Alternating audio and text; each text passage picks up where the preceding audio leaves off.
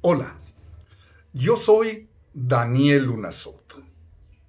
Yo nací en Dolores Hidalgo, cuna de la independencia nacional. Y yo, como mi paisano, mi gran maestro, mi admirado José Alfredo Jiménez, yo también quiero morir, o cuando menos que mis restos físicos terminen en el Panteón Municipal de Dolores Hidalgo, cuna de la independencia nacional. Más o menos cerca o más o menos lejos de la tumba de José Alfredo Jiménez, pero cerca de la tumba de mi abuela, de mi mamá Brígida, de mi abuelo Bruno, de mi abuela María, de mi abuelo Mauro, o de la tumba de mi padre Daniel Luna Soto. Hace ya 3 semanas, 3 semanas, un poco más, desde el 27 de octubre, si mal no recuerdo, de este año 2020, yo no subía un video. ¿Qué pasó? Durante 3 semanas estuve en silencio. Bueno, si seguramente ya te has fijado, aquí un cambio de imagen, pelo corto. Y aparte, decía mi sobrina más pequeña, Sara Camila de la Fuente Luna Soto, me dijo: Daniel, ¿qué te pasó? Estás muy chiquito. Quiso decir que me veía flaco, que había bajado de peso. Pues sí, esa semana del 27 de octubre, toda la semana, tuve algunos problemas de carácter físico, problemas parecían solamente estomacales, pero la crisis finalmente desembocó en una intervención quirúrgica el día 1 de noviembre y me extirparon la vesícula biliar, algunas piedras, en fin, que después de eso pues ahora estoy en plena etapa de recuperación. Estuve algunos días en silencio, en el sentido de no subir ningún video, pero estaba vivo, estoy vivo, y podía leer y podía ver videos, y he visto todo lo que está sucediendo en este país. Lo más reciente, la deportación de el general Cienfuegos a México, con todos sus detalles, con todas las aristas que implica esta deportación, que solo fue eso. Y también he estado viendo las noticias sobre lo que está sucediendo en México. Cuando yo tenía 13, 14 años, estaba yo en la secundaria, en la ETI 20. Estaría yo en primero, segundo de secundaria y yo pensaba en aquel entonces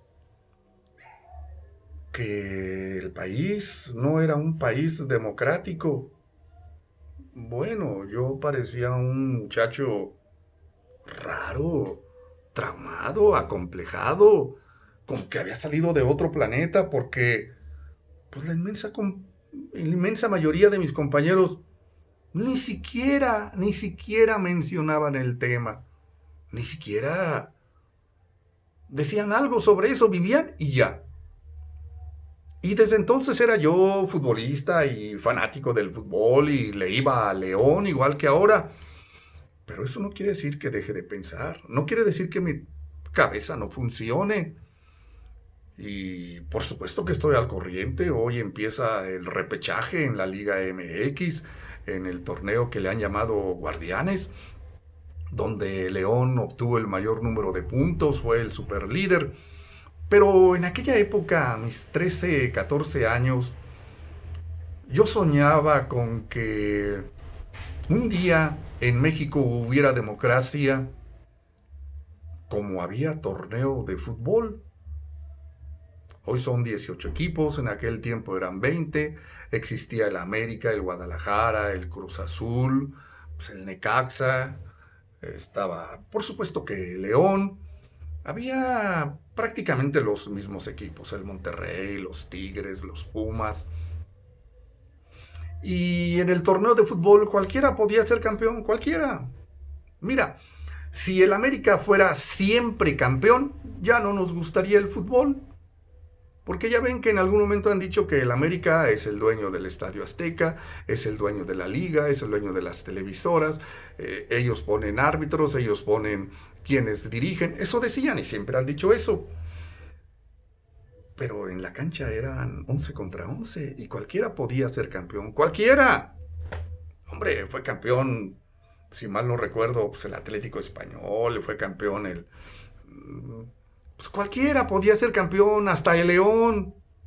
No solamente el América, o el Cruz Azul, o el Guadalajara, o los Pumas, que son los equipos más populares. Cualquiera podía ser campeón. Y en materia política, en los 70s, ¿qué partidos había? El PRI, por supuesto. El PAN, por supuesto. Existía el Partido Popular Socialista, el Partido Solferino, porque no llegaba a ser rojo, era solferino, rosita. Y el Partido Auténtico de la Revolución Mexicana, el PARM, que algunos decían que era un partido fundado por el propio sistema para los generales retirados. Ándeles para que se entretengan en algo y hagan política. Por supuesto, tenían los mismos candidatos que el PRI, los mismos. Entonces siempre ganaban y siempre estaban allí metidos, era un partido comparsa. El PAN era un partido con un alto grado de dignidad.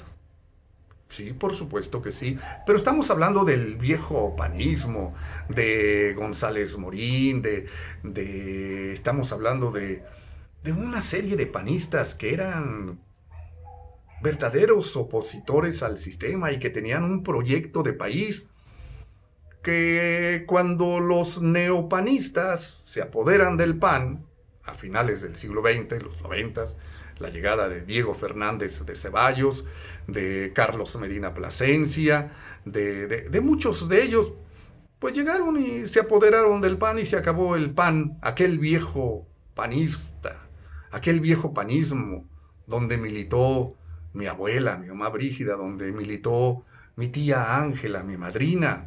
Eran panistas que luchaban por la democracia. No.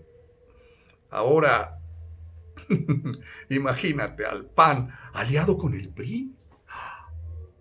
¿Habráse visto? No, si renacieran, si resucitaran los fundadores del PAN, pues yo creo que se afiliaban a otro partido, ¿eh? No al PAN, ni al PRI, ni al PRD. Aquellos 4 partidos de los 70s, entonces el partido hegemónico, el partido único, que incluso secuestró el término partido porque ellos eran el partido. Los demás era el PAN, era el PARM y el Partido Popular Socialista. El solferino era, pues supuestamente de izquierda, pero eran bastante paleros.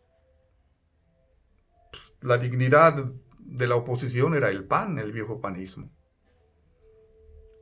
Y en esos 70s, 71, 74, estuve yo en la secundaria. A partir del segundo año de mi vida en secundaria empecé a ver el mundo, empecé a voltear a ver a otros países. Sabía leer y escribir. En la primaria te enseñan a leer y en la secundaria también. Y hay libros y hay periódicos. Leía los periódicos todos los días. Imagínate el jovenzuelo raro que era. Y empecé a ver la historia de la democracia. En Estados Unidos, un sistema bipartidista, demócratas y republicanos, todavía hasta el día de hoy. Y yo no entendía por qué en México se hablaba de democracia. Había un partido que ganaba todo, la presidencia de la República. Fíjate, en el 76 solo hubo un candidato a la presidencia de la República. Solo uno. Y hubo elecciones, y hubo campañas, y solo uno, el del PRI, por supuesto. Y ganó, por supuesto. La democracia, Yo no entendía. Es como si en un torneo de fútbol siempre ganara el América, el América, el América, el América, el América. Y que ganara el torneo de Copa y que ganara todos los partidos. Pues no me gustaría el fútbol. No me gustaba la democracia, la supuesta democracia que había en México. Y yo decía en aquella época que ojalá un día en México tuviéramos un sistema donde hubiera 2 o más partidos políticos y que cualquiera pudiera ganar. Así es la democracia, ¿no? Y yo decía que las cosas estaban tan mal en México, tan mal, que era bien difícil. Que ojalá mis hijos, no, dije, mis hijos no van a alcanzar a ver la democracia. Ojalá mis nietos, tenía 13 años, no tenía hijos. Ojalá mis nietos vivan en un país democrático. ¿Qué crees? La vida me ha dado la enorme felicidad de vivir en México en un país democrático. El 88 fue un gran avance. Cuauhtémoc Cárdenas. En el 2000, la gran esperanza, que después fue la gran decepción. Vicente Fox. Votamos por él, lo apoyamos, creímos que iba a cambiar. Y después viene Andrés Manuel López Obrador y por supuesto que pues ya estábamos medios así como que creemos o no creemos, el 2006, el 2012, en el 2018 los mexicanos volteamos y dijimos, bueno, pues es una oportunidad. Y ganó Andrés Manuel López Obrador. Se llama democracia. Hoy puede ganar cualquier partido. Para el 2021, ¿quién va a ganar? No sabemos. Morena, PAN, PRI, PRD, Movimiento Ciudadano, cualquiera. Todos los partidos van a ganar algo en algún lado. Se acabó la época del partido único, del partido hegemónico, del que tenía los recursos, del que hacía las tranzas, eso se acabó, señores.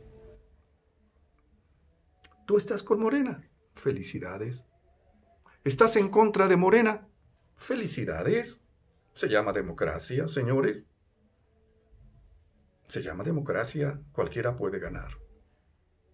Y lo que estamos viviendo en estos momentos en el país, cuando se han destapado una serie de cloacas, señores, se llama democracia, transparencia, acceso a la información, que funcione el sistema judicial. ¿Qué crees?